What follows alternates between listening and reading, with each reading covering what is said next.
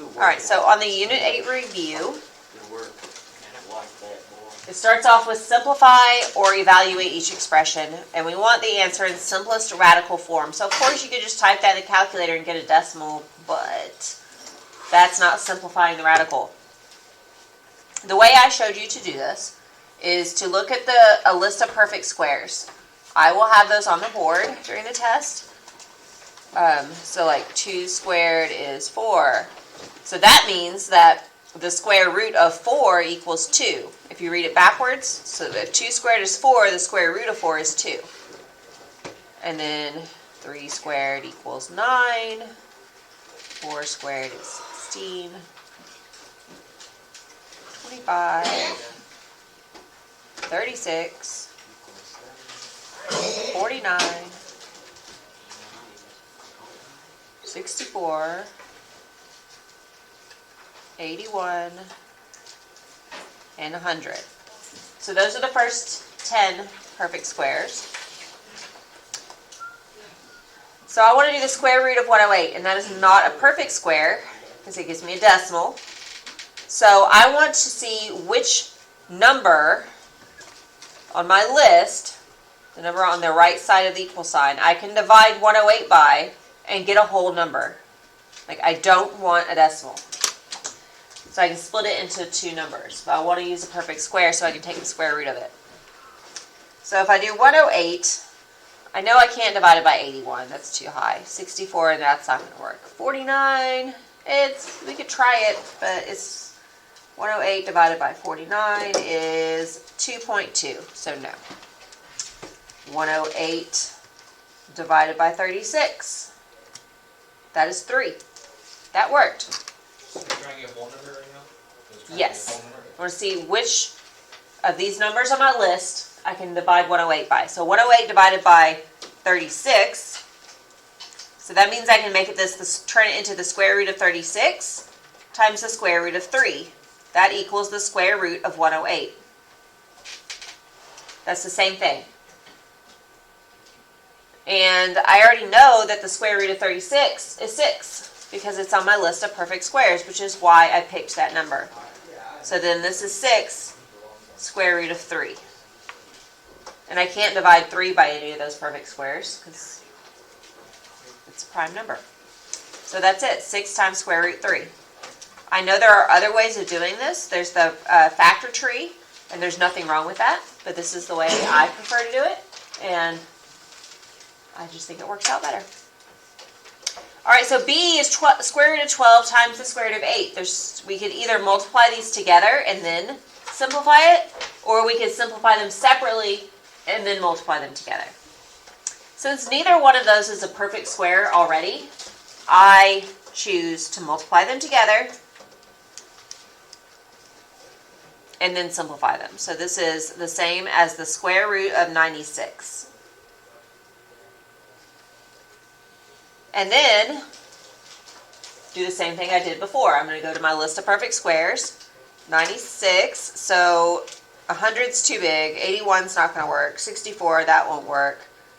49, no, that won't work. So 96, what if I divide it by, what do y'all think? 36. Try 36. Nope, that would be 2.6. 96 divided by 25, that won't work. 16, that's 6. So I could now turn this into the square root of 16 times the square root of 6. And those two numbers are better than 12 and 8 because one of them is a perfect square, 16. And I look over here at my list, 4 squared equals 16. So that means the square root of 16 is 4. So this is 4 times the square root of 6. And 6, I can't break that down anymore because if I divide, the only one smaller is 4. And if I divide by 4, that's a decimal. So 4 times the square root of 6. And then on C, that's just, all I need to do there is rationalize the denominator. Remember I showed you that trick? Because you can't have a radical in the denominator. It's against the rules. So on this one, we're going to take the square root of 3. We're going to move it to the numerator so it doesn't break the rule anymore. But we can't just move it to the numerator. If we do that, we also have to put a 3 without the radical in the bottom. So it would be 9 square root 3 over 3. And then that can be simplified. 9 over 3, that's just 3. Or it's 3 over 1. So then this is 3 square root 3.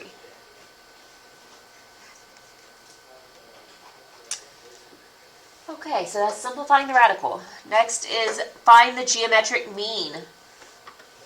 And when you're given two numbers, you multiply them together and take the square root. That is how you get the geometric mean.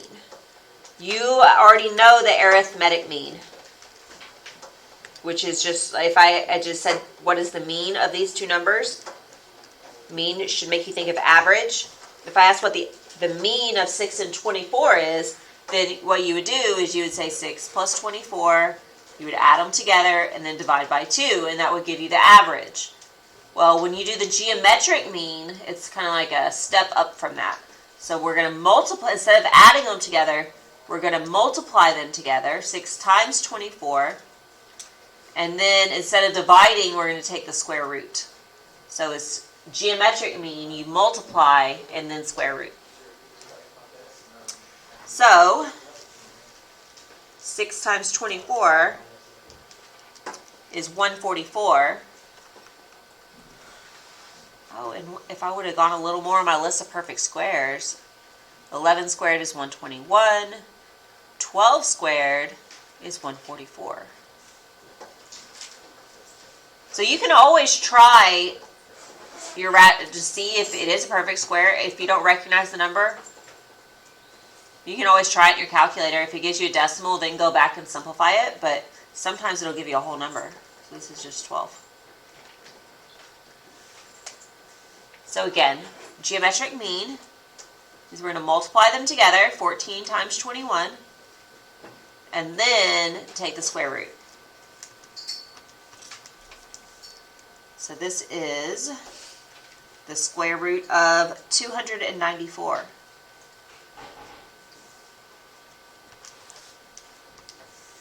So this time, if I try square root of 294 in my calculator, it tells me it's 17.1464.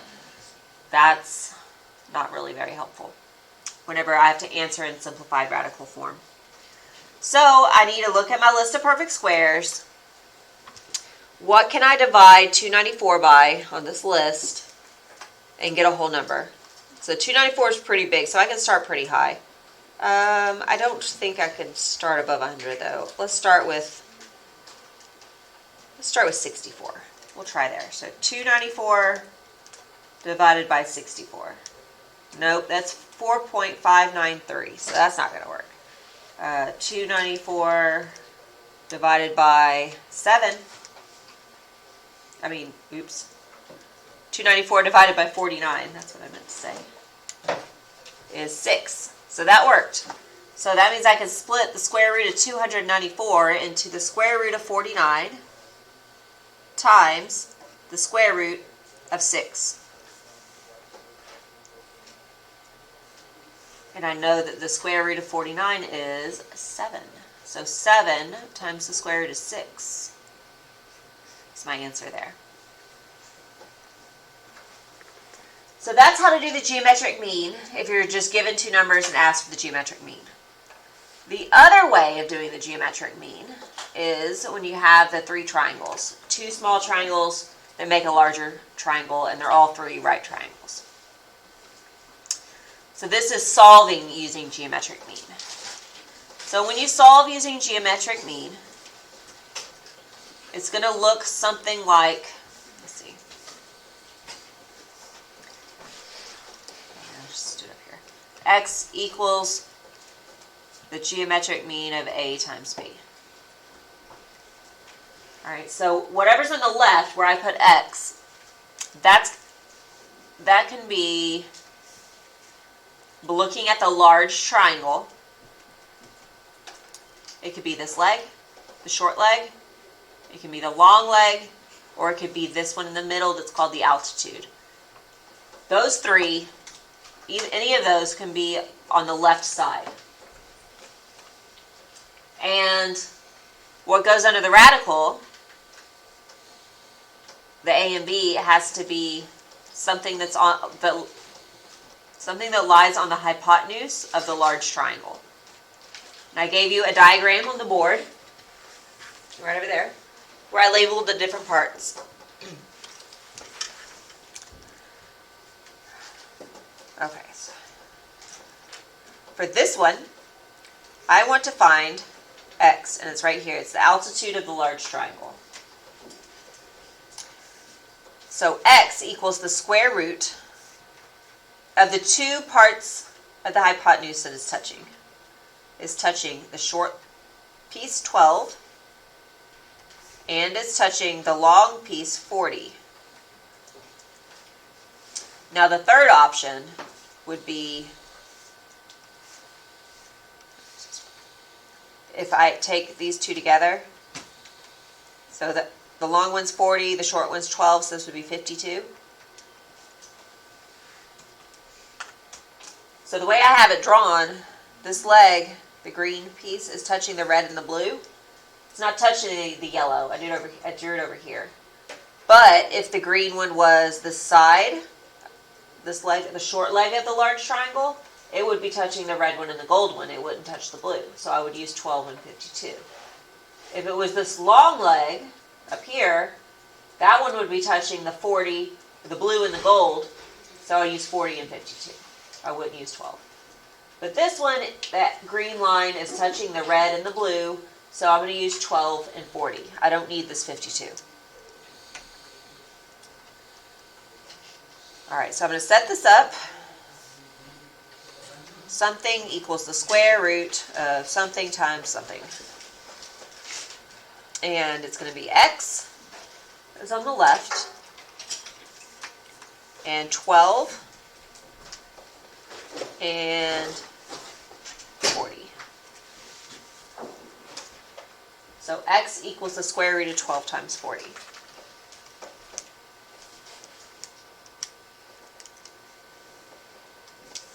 All right, so that is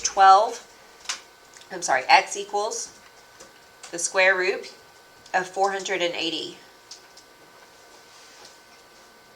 All right, I always like to check it, just maybe it's an easy one and I just didn't recognize it. Square root of 480, no, it's 21.9, but it's worth checking. It's really easy to check it. So that means I'm going to go to my list of perfect squares and see what can I divide it by. Well, what if I did 480 divided by 100? Does that work? No, that's 4.8. Well, what if I did 480... I can start pretty big on this one. Divided by 81. No, that didn't work. So 480 divided by 36. Nope, that's 13.3. 480 divided by 16. That worked. 480 divided by 16 is 30. So that means that x equals... I can split this into the square root of 16 times the square root of 30.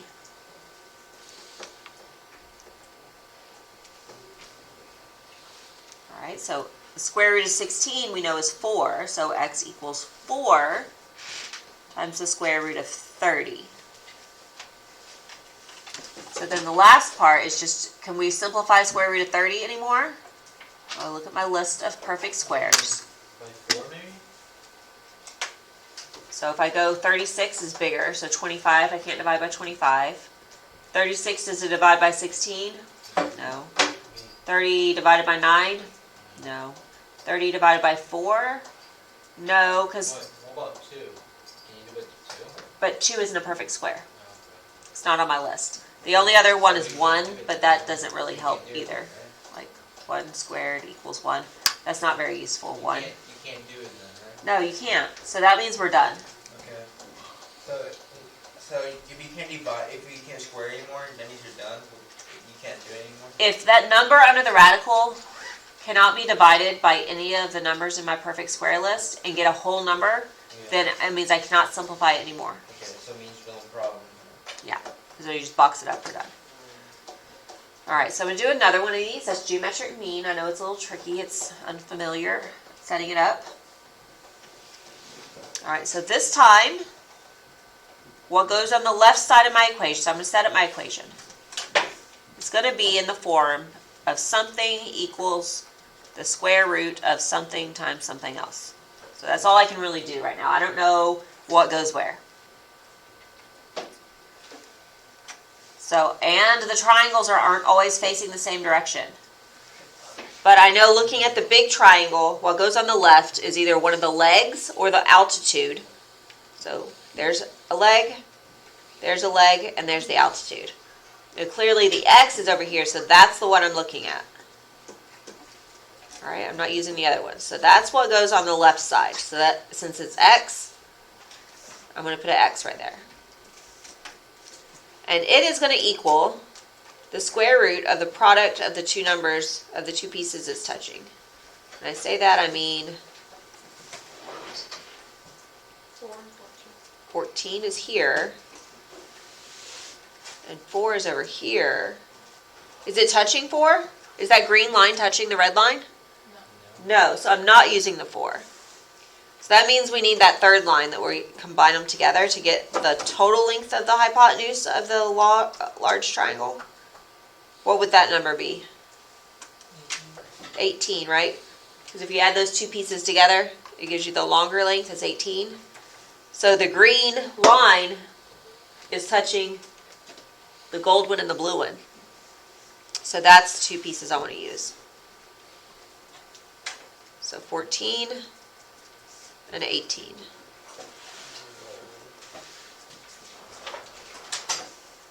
Alright, so 14 and 18.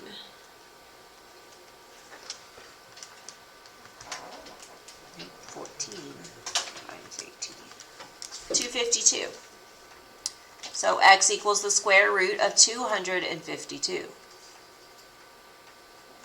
And back to my list of perfect squares. Or I guess we should try it first, right? Because you never know. No, 15.8 didn't work. But sometimes you could be lucky and it'd be a perfect square. Alright, so list of perfect squares. What can I split this up into? Square root of what times what? So 252, that's not going to divide by 100. 252 divided by 64.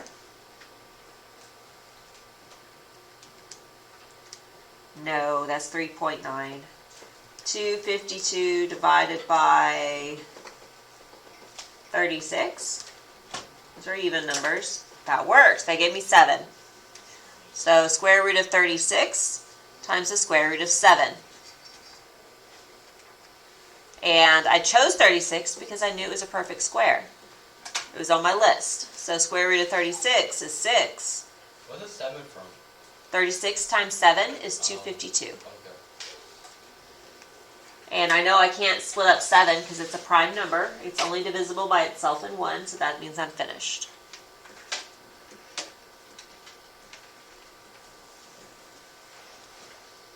Okay.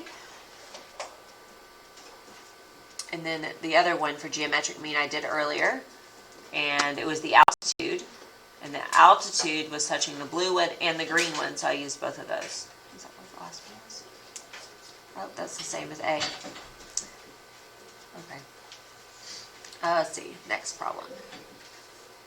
Oh, I left that one as a decimal. Huh. Make sure you read the instructions on your test and answer the appropriate way. Alright, so this one is find the exact value of each variable. Leave your answer in simplified radical form. Alright. Exact value means no decimals, no rounding. So these are 45, 45, 90s. Or this A is. So I gave you guys that tic-tac-toe chart. 45, 45, 90. A square root 2. So just in case you forgot that if two angles are the same, that means two sides are going to be the same. It should, once you set this up, that should remind you that these two are both the same. So, and we're solving for a leg. X is a leg, and Y is the hypotenuse. All right. So our numbers should be different. All right, so the legs of the triangle are going to be the same. The hypotenuse is different. Once you set it up, you get your starting point. I have a 5. The 5 is across from a 45. So here's a 45. I go across from 45 and I put a 5. And that tells me that A equals 5. So if A equals 5, then on the next line, A is going to equal 5, right? And if A equals 5, then on the next line, A times the square root of 2, if I just plug in A is 5, it's going to be 5 times the square root of 2, because I'm just plugging in for the A, because I know that A is 5. So instead of writing A, I'm putting a 5. So now that my chart is set up, I can see if I want to know what the value of Y is across from 90. So here's 90. So across from 90, I have 5 times the square root of 2. So Y equals 5 times the square root of 2. And if I want to know what X is across from, that's a 45, because there's nothing there. And across from 45 is a 5. Or just simply because the legs of the triangle are going to be the same. So I already knew that X was 5. And that is the 45, 45, 90. The other one was the 30, 60, 90. And that one has all three sides are different because all three angles are different. And this one was A times square root 3, and 2A. So once you have it set up, and it is on your formula sheet, and that formula sheet that I'm giving you is in my OneNote. It is right here. Right there. So you can see it. Either you can go by the triangles if you prefer, or use the tic-tac-toe method I showed you. Alright. And then once you get your tic-tac-toe grid set up, get a starting point. So my starting point is the number I have. It's 9. 9 is across from 30 degrees. So I go to 30 degrees. And that's where I put the 9. And it tells me that A equals 9. That's what I learn after I use my chart. I find out that A equals 9. So anywhere there's an A, I can just write 9, because I know that's what it is. So then on the next line, if I have A times square root 3, it's going to be 9 times the square root of 3, because I just changed the A to a 9, because I already know now that A is 9. And then on the bottom line, I have 2 times A. So that's 2 times 9. And 2 times 9 is 18. So it's 18. Now that I've done the math, which has turned out to be a pretty easy one, I can figure out my triangle. X is across from 90 degrees. So on my chart, if I go to 90 degrees and look across from 90 degrees, I see 18. So that means that X is 18. And Y is across from this other angle. It's not labeled, but I see a 30, I see a 90, so that must be 60. And then I go to my chart, here's 60 degrees. Across from 60 degrees is 9 times the square root of 3. So that's my value for Y.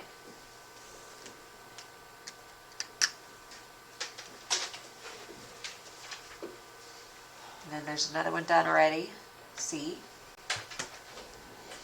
It looks like E and F are both circled, so I'm going to do those as well.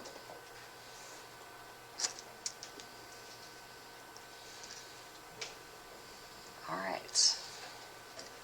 This is, I have 90, I have 60, so this top one's 30 degrees.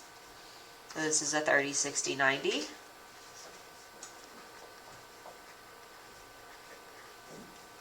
it's A root 3, 2A. And then I get my starting point. My starting point is this 22. It's the only number I have for a side length. It is across from 90 degrees. So on my table, there's 90 degrees, so across from that is where I'm going to put my 22. And that gives me an equation. That tells me that 2A equals 22. So if 2A equals 22, if I divide by 2, then I know that A equals 11.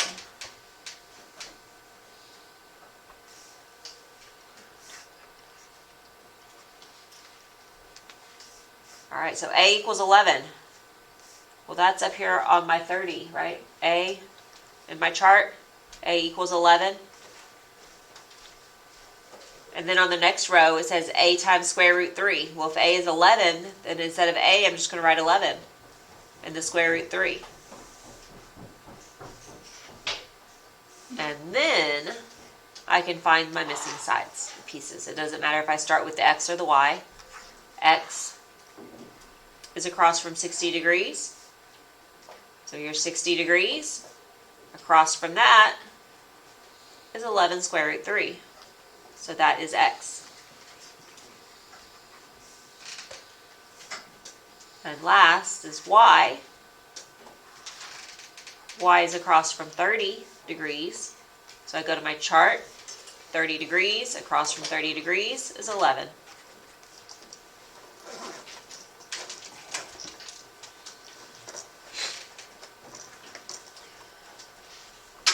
Okay, so I'm going to do the other one also because it looks like it's different.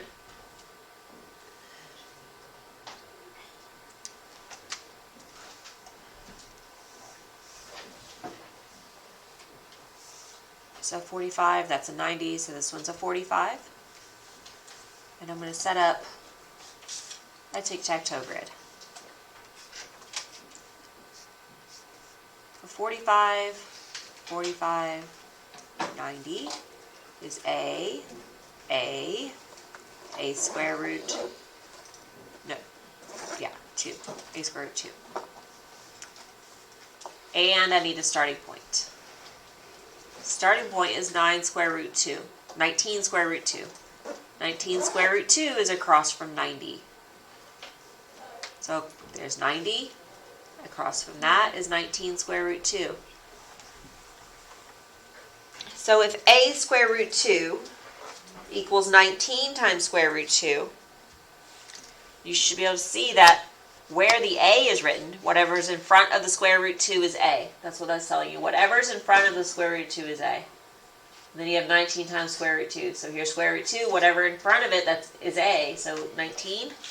That means that 19 is A. So this is a 19, and this is a 19.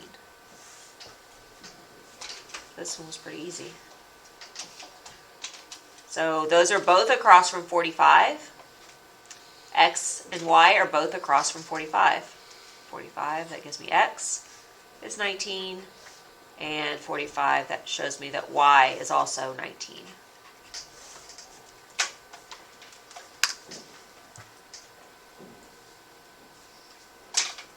All right. Trig ratios, I did that in the first video.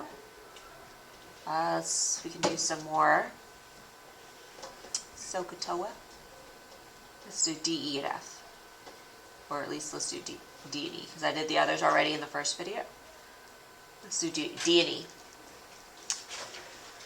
Alright, so we're going to, oh wait, those are both inverse. I want one that's not inverse.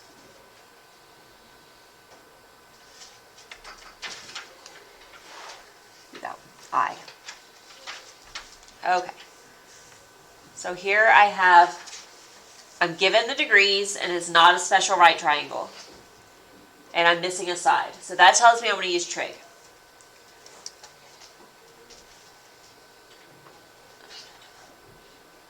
So what I'm going to do, trig, I want to go ahead and set up SOHCAHTOA or look at the formula sheet, because I'm going to need that.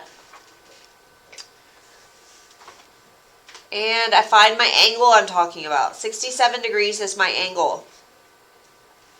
We're going to label the parts of the triangle according to the angle. So you start at the angle, draw a line straight across. That is the opposite side. So I'm going to put an O. And then go to 90 degrees. And then straight across from 90 degrees, that's where I'm going to put an H. And then the leftover side has an A. I do those 3 steps every single time for every single problem like this I solve. I go in that order. Find the angle, draw a line across, that's the opposite side. It's opposite of the angle, put an O. Hypotenuse is always across from 90, so that gets an H. The leftover side is the A, adjacent. It is adjacent to the angle, but I find that students have a harder time with the adjacent piece than the other two. So it's the leftover. Then, after you've labeled all 3 parts, O, H, and A, one of them you don't need, right? The X, you need where the X is, that's the O. You need the 29. There's nothing down here with the A, so you're not going to use the A. You don't need that. So then, you see you have an O and you have an H. So look at SOHCAHTOA. Which one has O and H together? Or where can you find O and H together? Right there on the top, SOH, where S stands for sine. It's either sine, cosine, or tangent. Those 3 buttons on the calculator, SIN, COS, TAN. So S is for sine. So I'm going to use the sine function. It's always the sine of an angle. And the angle is given to me at 67 degrees. And the sine equals a ratio of the sides. And it tells me right here what it is. And because if you write it vertically, O is on top of H. That's your fraction. Put O on top, put H on bottom, just like it looks in SOHCAHTOA. So on the top is O, so the O is X. On the bottom is H, S-O-H. H is underneath O. So H has a 29. So the sine of the angle equals X over 29. When you have a number in the bottom, 29, you're going to take it and move it in front of the trig function because you have to have X by itself before you can go to your calculator. So X sine of 67, no, I'm sorry, I wrote X. 29 sine of 67 equals X. You can type it in just like that, or you can have it in parentheses if you'd rather. It doesn't matter. Your calculator will know. Your calculator does have to be in degree mode. If it's not in degree mode, it's going to calculate it in radians, and then it will be a wrong answer. So 29 sine of 67 is 26.694. And this assignment says to round to the 10th. So that's 1 decimal. 9 tells 6 to go up. So X equals 26.7.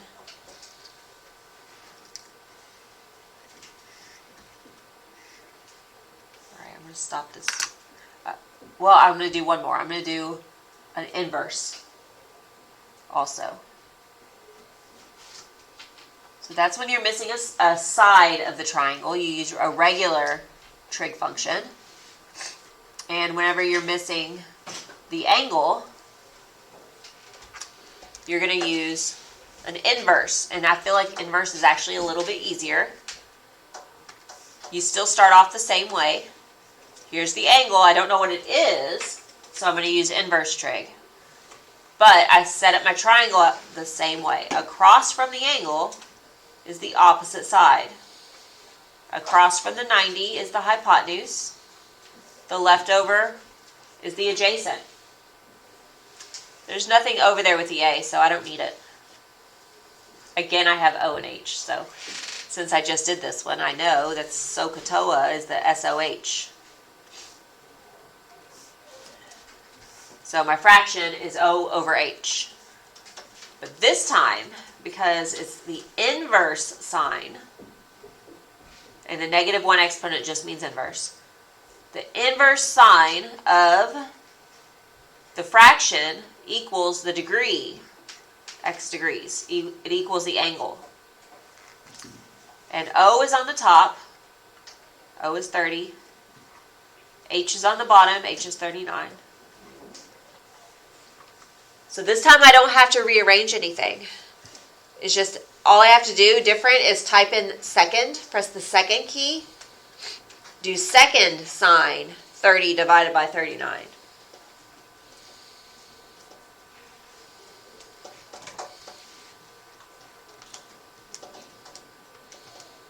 Which is 50. So x equals 50.284. And since I'm rounding to the tenths, this is the 8 tells the 2 to go up. So x equals 50.3 degrees. So inverse sine, you might also at some point hear arc. Arc sine, arc tangent, arc cosine. It's the same thing. Inverse and arc, they're interchangeable. They mean the same thing. So arc sine, arc cosine, arc tangent is the same as inverse cosine, inverse sine, and inverse tangent. And it means you press the second key. And it gives your answer as an angle. Where a regular sine, cosine, or tangent, you have to know the angle and it gives you a side length, a ratio of side lengths. Alright, so there's still word problems on here, but I'm going to go ahead and do that as a third video.